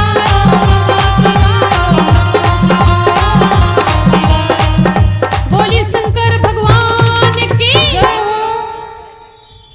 बाबा की श्रृंगार होने लगा। श्रृंगार कैसे होता है? अच्छा आप लोग एक बात बताएंगे, ऐसी कौन सी चीज दूल्हा पहनता है जिससे पहचान हो जाती कि यही दूल्हा है? कोई बता सकता है? हाँ, मोड़ा, जो मौर होता है, सहरा भी कहते हैं, उसी से पहचान हो जाती कि ये दूल्हा है। अब जरा सोचो शंकर जी क्या बनेंगे? दूल्हा। अब भैया शमशान में मौड़ा कहाँ से लाया जाए? कोई मार्केट तो खुली नहीं थी। सब बेचारे परेशान हुए, नंदी भृंगी परेशान, बाबा भी उदास हो गए। नंदी कहने लगा बाबा तुम चिंता मत करना, हम तुम्हारा मौड़ा बनाएंगे। बोले कैसे? किया क्या? नंदी शमशान गया और एक खूब लंबा सा पतला पतला सांप ले आया, खूब लंबा सा। और भृंगी गया 8-10 पतले पतले सांप छोटे छोटे से एक एक बित्ता भरे के ले आए। क्या क्या? बाबा की जटाएं तो काफी थी, पूरी जटाओं को पकड़ करके ऊपर बांध दिया, वो पतले वाले सांप से लपेट दिया। और उसके बाद में जो और पतले पतले सांप थे ना, सब सर्पों की मुंह ऊपर की तरफ और पूंछ नीचे की तरफ, यहां से यहां तक बना दिया। वो झालर आने जाने लगी। मोरा में यही तो होता है, मोड़ होता है, दुल्हा में लगाया जाता, उसकी जो झालर वालर होती सब आगे आया जाया करती। कल के ये ठीक है, सभी सर्पों की पूंछ बाबा के मस्तक की तरफ और मुख ऊपर की तरफ। बोले मौरा तो बन गया। अब क्या करें? कान में कुछ भी पहनाया जाएगा ना, कुंडल। बोले कुंडल कहां से लाए? शमशान गया और 2 बिच्छू पकड़ लाया। नंदी 2 बिच्छू पकड़ लाया जो खूब मोटे मोटे से भूरे भूरे से थे। और ऐसा नहीं कि बाबा के गढ़ जो है उल्टा सीधा श्रृंगार कर दे कि कान में जैसे बिल्कुल सेम सेम पहना जाता है ना, ये नहीं कि एक बिच्छू छोटा सा ले आए एक बड़ा सा ले आए, ऐसा नहीं, बिल्कुल दोनों एक जैसे। और बाबा के कान में पहरा दिया। उसके बाद में नीचे से ऊपर तक देखने लगा, कहने लगा किसी चीज की कमी तो नहीं बची। बोले भैया कमी है क्या? बोले दुल्हा को हल्दी नहीं लगाओगे क्या? यहाँ हल्दी रस्म होता है ना। बाबा कल के छोड़ो, हल्दी लगाने की मेरी आदत नहीं है। शिव ने अपने शरीर में हल्दी नहीं लगवाया। क्यों? क्योंकि हल्दी काम का प्रतीक है। हल्दी काम का प्रतीक है और भोलेनाथ जी क्या है? अकाम मन। ये हल्दी नहीं लगा सकते हैं। तो हल्दी की जगह पर बाबा के शरीर में क्या लगाया? भस्म लगाई गई। नंदी गया शमशान में और एक चिता कैसे भी जल चुकी थी, वो गरम गरम भस्म को राख को लेकर के और बाबा के पूरे शरीर में लगा दिया। कल के पाउडर तो बहुत अच्छा बन गया भैया। अब नीचे से ऊपर तक झांकने लगा, किसी चीज की कमी तो नहीं बची। बोले भैया है कमी क्या? बोले जो दुल्हा होता है यहाँ का नोट वाला माला पहनता है, गले में लाइट वाला नोट वाला माला पहनता है, और इसको नहीं पहनाओगे क्या दूल्हा को? कल के पहनाएंगे। नंदी एक पात्र लेकर के गया शमशान में और 8-10 वो कंकाल वाली खोपड़ियां ले आया। खोपड़ी जलने के बाद में जो बसती है, एक पात्र में ले आया और एक खूब लंबा लंबा सा पतला सांप ले आया। उसी में घुता गया घुता गया घुता गया घुता गया और पूरा जब बन गया तो जकड़ करके बांध दिया और बाबा के गले में पहरा दिया। बोले माला भी बन गया। अब नीचे से ऊपर तक झांकने लगा, कोई कमी तो नहीं बची। बोले एक बहुत बड़ी कमी बची है क्या? बोले यहाँ का जो दुल्हा होता ना कोट पैंट पहन करके जाता है, अब वहाँ कोट पैंट तो है नहीं। कल के दुल्हा क्या ऐसा चला जाएगा, कुछ ना कुछ तो पहनाएंगे। बाबा कल के छोड़ो, कपड़ा पहनने की मेरी आदत नहीं है। नंदी कहने लगा बाबा इसकी लाज रखना। अरे यहाँ हम ही लोग रहते हैं, वहां पर ससुराल जा रहे हैं, साली सरहज लोग मिलेंगे, ऐसे चले जाओगे? तो बाबा कहले कि क्या पहने? कहले कि तुम चिंता मत करो, हम तुमसे बार बार कहते हैं। बाबा जिस पर बैठते हैं ना, किस पे बैठते हैं? मृगा की छाल पर। नंदी ने मृगा की छाल को पकड़ा और बाबा के कमर से लपेट दिया, और जब लपेट दिया तो एक पतला पतला सांप लेकर के आए, बेल्ट का काम कर दिया। लपेट दिया और कहने लगा सुनो, हम लोग कितना गाएं नाचें, लेकिन तुमको नहीं नाचना है। कहने लगे ठीक। बाबा की कमर से बांधे, एक हाथ में भगवान भोलेनाथ के त्रिशूल दे दिया और एक हाथ में डमरू दे दिया। बाबा का श्रृंगार हो रहा है। आइए अब कुछ भाइयों का हम नाम पुकारते हैं, क्योंकि भगवान भोलेनाथ जी का विवाह होने जा रहा है। तो हमारे जो भी भक्त, जो भी माताएं बहनें आप लोग दान करना चाहें तो भैया थोड़ा दान पात्र उस साइड में रख दीजिए, ताकि ठाकुर जी के तक सभी माताएं दान ला सके। तो मैं नाम बुला रही हूँ, आप सभी लोग आ जाइए मंच पे। सुमित यज्ञ सैनी और सुनील गुप्ता, विष्णु पवन महाराज, हिमांशु गुप्ता, संदीप शाह। आते जाइए, नहीं पागल जैसे हम बकते ही जाएं। अब हमको शकल से तो पता है नहीं, लेकिन सब लोग आते जाइए जिनका जिनका नाम पुकारा जा रहा है। संदीप शाह और अमित यज्ञ सैनी, लल्लू कश्यप, विपिन गुप्ता, मौर्या जी और शुभम भैया, आप सभी लोग व्यास मंच पे आ जाइए, क्योंकि भगवान भूत भावन भोलेनाथ जी का विवाह होने जा रहा है। और हमारी जो भी माताएं दान करना चाहती हैं आप लोग कर सकती है। आपके घर में बेटी का विवाह होता तो जैसे आप लोग दान करती हो, वैसे ही आप लोग भगवान के विवाह में जिसकी जो भी श्रद्धा है 11, 21, 51, 121, तो आप लोग आ जाइए। सुमित यज्ञ सैनी भैया आप व्यास मंच पर आ जाइए। बोली सच्चे दरबार की, बोली दुर्गा माता की जय हो। जितने लोगों का नाम पुकारे आप सभी लोग आ जाइए।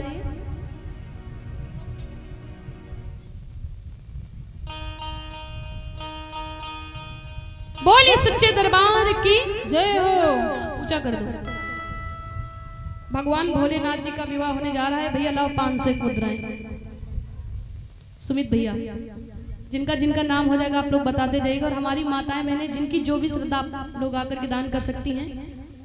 बोली शंकर भगवान की जय हो। बोली पार्वती माता की जय हो। और ये हमारे परम सम्मानीय सुमित यज्ञ सैनी भैया जी की तरफ से 501 मुद्रा आप लोग जोरदार ताली बजाएंगे।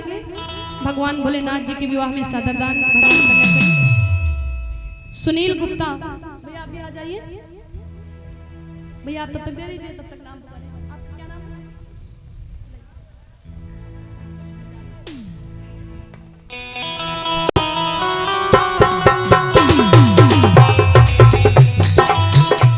और ये कल्याण अवस्थी ना, पवन अवस्थी भैया जी की तरफ से 151 मुद्राएं भगवान शिव के विवाह में सादरदान।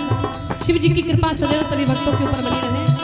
और सुनील गुप्ता भैया जितने लोगों का नाम पुकार हैं, अगर आप लोग हैं तो व्यास मंच पर आ जाइए। निराले दूल्हे में मतवाले दूल्हे में, निराले दूल्हे में, हाँ निराले दूल्हे में मतवाले दूल्हे में, निराले दूल्हे में मतवाले दूल्हे में। तो सभी लोग उठाएंगे भाई, जिनको जिनको खुशी है वो लोग हाथ उठाएंगे और जिनको दुख है वो लोग नीचे रखेंगे। बोले भोलेनाथ की जय हो। प्रधान जी हमारे हैं कि चले गए? तो प्रधान जी आप भी आ जाइए व्यास मंच पे। बोली सच्चे दरबार की जय हो।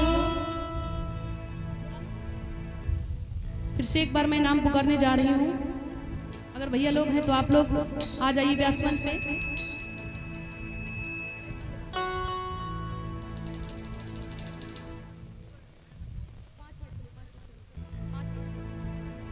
बोली